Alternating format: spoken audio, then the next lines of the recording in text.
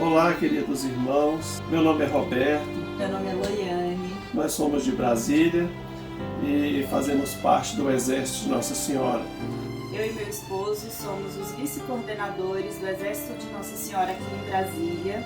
Do Exército a gente tenta ajudar da forma que a gente pode e como Nossa Senhora nos ajuda. Vou falar um pouquinho da nossa experiência com Anguera.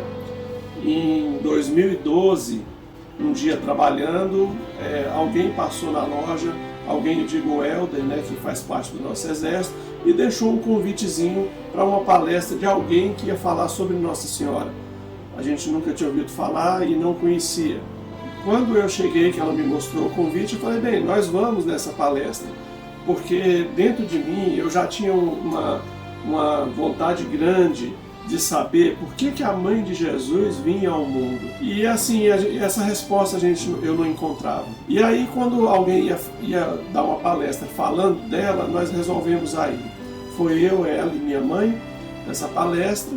E foi muito interessante porque nesse dia eu fui lá e a palestra começou e disse que a palestra ia se encerrar com um terço. Eu deixei a loja aberta e eu tinha que voltar para a loja para fechar. Fiquei escutando o Pedro falava, e a palestra não terminava nunca. Já era 10h30 da noite e eu tive que sair da palestra sem rezar o terço para ir fechar a loja. Quando eu voltei, ele já tinha rezado o terço. E aí, para minha surpresa, a Loiane me contou, você perdeu, porque Nossa Senhora apareceu para ele. Eu falei assim, como assim? Nossa Senhora apareceu para ele? Foi extraordinário, ela falou. E eu falei assim, não, eu preciso ver isso, né? E aí, a partir daí, a gente começou a procurar quando ele viria em Brasília novamente, e a partir daí a gente começou a ir às palestras. Sempre quando ele vinha em Brasília, a gente procurava ir também na palestra. Uma palestra dessas, a gente já estava virando uma figurinha conhecida nas palestras, porque a gente estava sempre indo. A Beth comentou de um encontro que eles iam fazer em Anguera, que eles estavam alugando um ônibus e que tinha vaga sobrando. E aí nós decidimos, em casa depois, decidimos ligar para a Beth e perguntar se mesmo não fazendo parte do grupo, se a gente podia ir, e ela concordou. Então, como eu estava dizendo, eu tinha deitado com aquele pensamento em Anguera, rezando e pensando se a gente iria para Anguera. Quando eu comecei a pegar no sono, uma voz feminina gritou o meu nome bem alto dentro de casa. Como se quisesse chamar a minha atenção. Como se eu estivesse rezando e ali no meio da oração eu adormeci. E ali eu assustei, porque não tinha ninguém em casa.